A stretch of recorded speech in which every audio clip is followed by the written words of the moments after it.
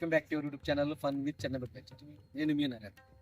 ఈరోజు మనం ఈ కార్తీక మాసంలో పంచరామ యాత్రలకు బయలుదేరాం.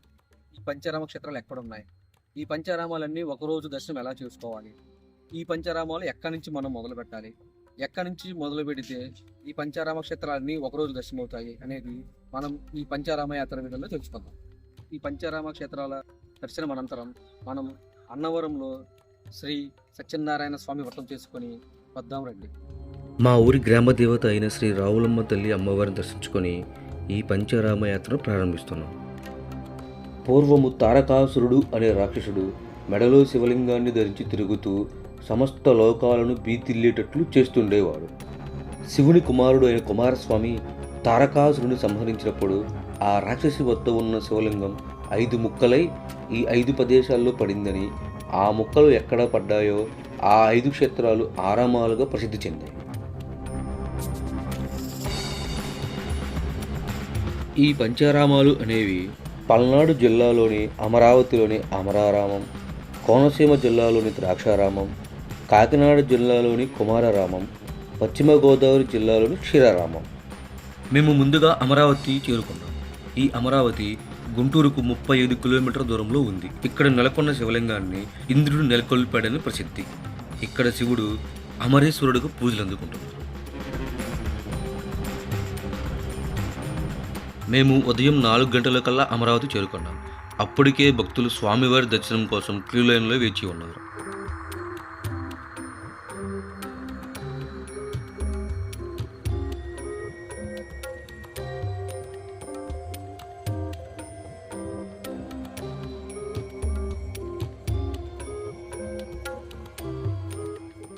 ఈలోపు మా వాళ్ళు కార్తీక దీపారాధన చేసిన తర్వాత మేము దర్శనానికి వెళ్ళాము.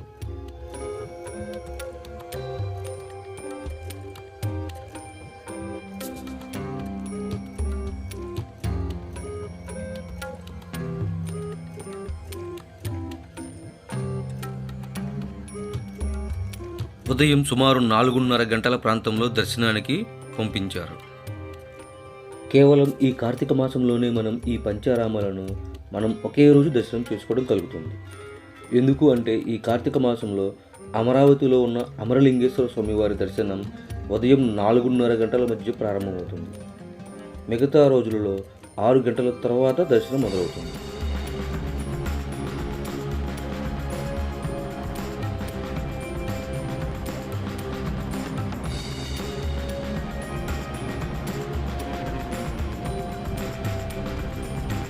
అమరలింగేశ్వర స్వామివారి దర్శనం అనంతరం ఆలయంలోని వివిధ దేవతామూర్తులను మేము దర్శించుకున్నాం.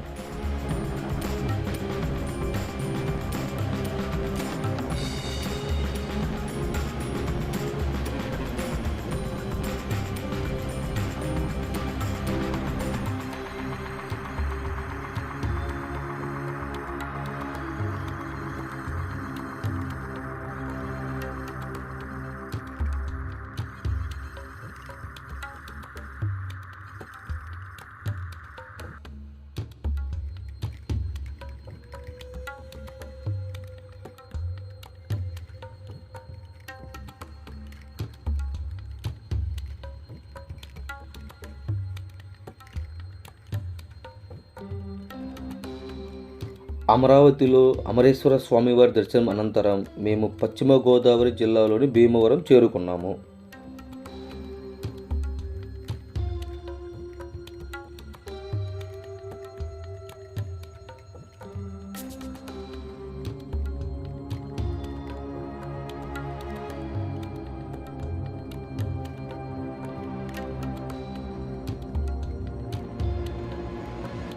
ఇక్కడ శ్రీ ఉమాదేవి సమేత సోమేశ్వర స్వామివారు పూజలు అందుకుంటూ ఉన్నారు.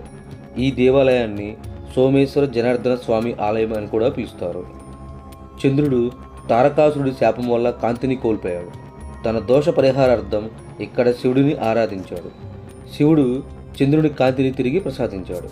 ఈ కారణంగా ఇక్కడ శివుడు సోమేశ్వరుడు అని ప్రసిద్ధి చెందాడు.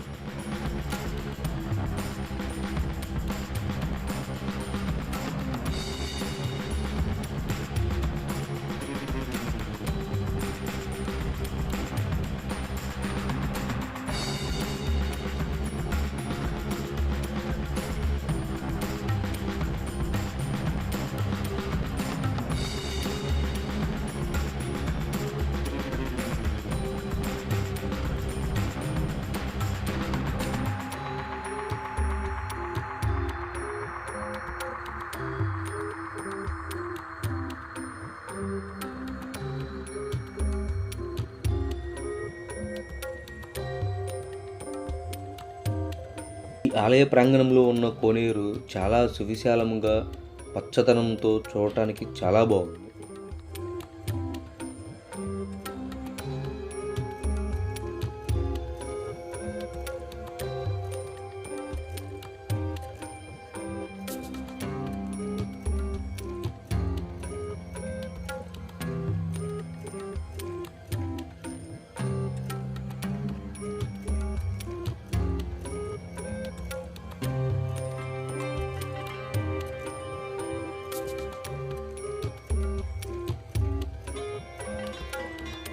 భీమవరంలోని సోమారామం క్షేత్రం దర్శనం అనంతరం మేము పశ్చిమ గోదావరి జిల్లాలోని పాలకొల్లులో ఉన్న క్షీరారామం క్షేత్రం చేరుకున్నాం.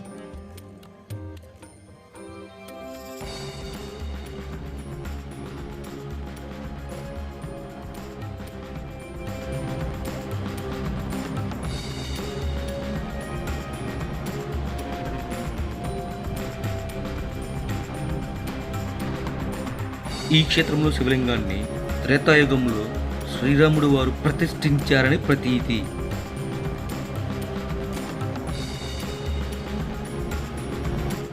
ఈ ఆలయంలో 9 అంతస్తులతో 20 అడుగుల ఎత్తుతో విరాజిల్లుతున్న రాజగోపురం ఉంది. ఇక్కడ శివుడు క్షీర సముద్రంలా తెల్లగా ప్రశాంతంగా దర్శనమిస్తారు. పూర్వం దేవతలు పాలు సమర్పించి పూజించారని, ఆ కారణంగా క్షీరారామం అని పేరు అని చెబుతారు.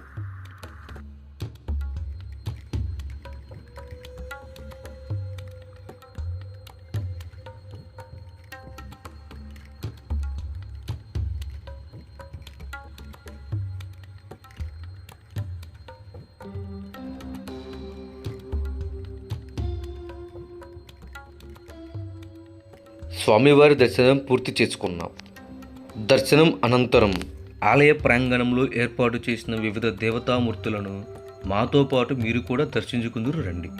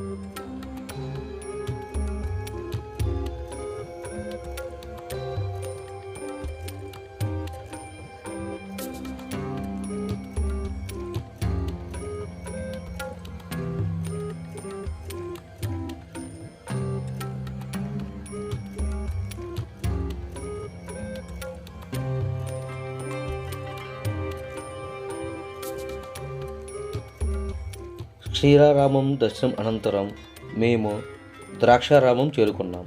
ఈ ద్రాక్షారామం కోనసీమ జిల్లాలో కాకినాడకు 30 కిలోమీటర్ దూరంలో ఉంది. ఈ ద్రాక్షారామం క్షేత్రం 4 ప్రవేశ ద్వారాలతో ఆలయ బాహ్య ప్రాకారం ఎత్తైన రాజగోపురంతో నిర్మితమైంది. బాహ్య ప్రాకారంలో కాలభైరవాలయం, త్రికూట ఆలయం ఉన్నాయి. ధ్వజస్తంభం ముందు రావి, వేప వృక్షాలు ఉన్నాయి. ఆ చెట్ల నీడలో శివలింగం, విష్ణులింగం విగ్రహాలు ఉన్నాయి. వచ్చిన భక్తులు ఇక్కడ కార్తీక దీపారాధన చేస్తున్నారు. ఈ ఆలయంలో శివుడు 2 అంతస్తుల మండపంలో దర్శనమిస్తారు. ద్రాక్షారామం ఆలయంని దక్షరామం అని కూడా పిలుస్తారు. ఇక్కడ దక్ష ప్రజాపతి యజ్ఞం జరిగిందని, అక్కడ శివుడు రుద్ర రూపంలో వచ్చి యజ్ఞాన్ని ధ్వంసం చేశాడని పురాణాలు చెప్తున్నాయి. మీరు చూస్తున్నది వాయులింగం, మీరు దర్శించుకోండి.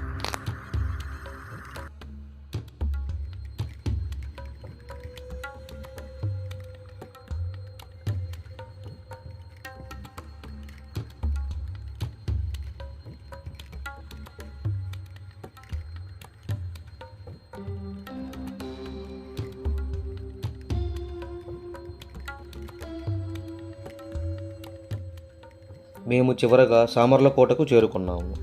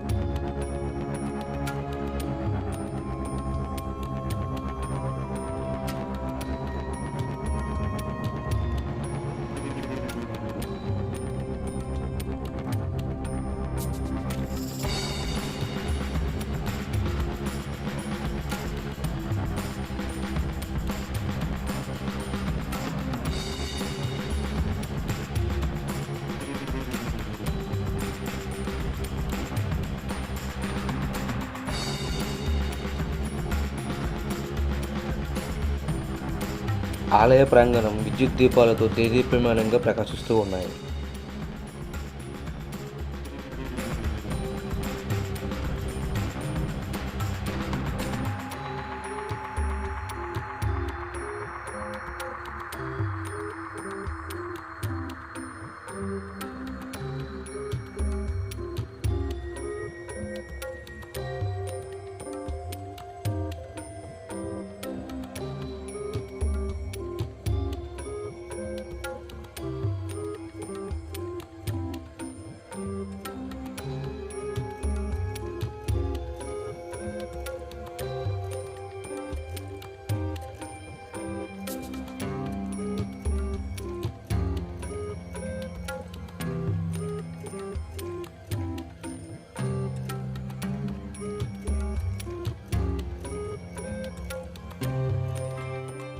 ఇక్కడ ఉన్న శివలింగం కూడా 14 అడుగుల ఎత్తైన 2 అంతస్తుల మండపం నందు ఉంది.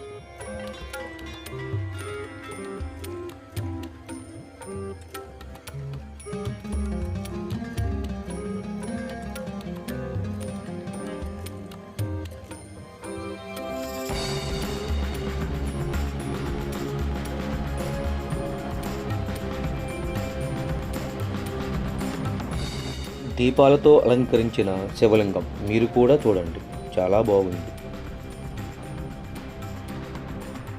స్వామివారి దర్శనం అనంతరం ఆలయ ప్రాంగణంలో ఏర్పాటు చేసిన స్వామివారి స్వల్పాహారం తీసుకొని తిరిగి మా ప్రయాణం మొదలుపెట్టాం. ఈ పంచారామాలు అనేవి మనం ఒక్క రోజులో పూర్తి చేయాలి అంటే సమయ పాలన తప్పనిసరిగా ఉండాలి. ఈ యాత్ర భక్తిభావం పెంపొందించడంతో పాటు క్రమశిక్షణ కూడా నేర్పిస్తుంది.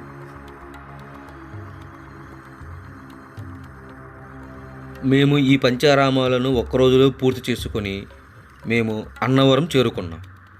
మేము అన్నవరం చేరుకునేటప్పటికి సమయం సుమారు రాత్రి 10 గంటలైంది.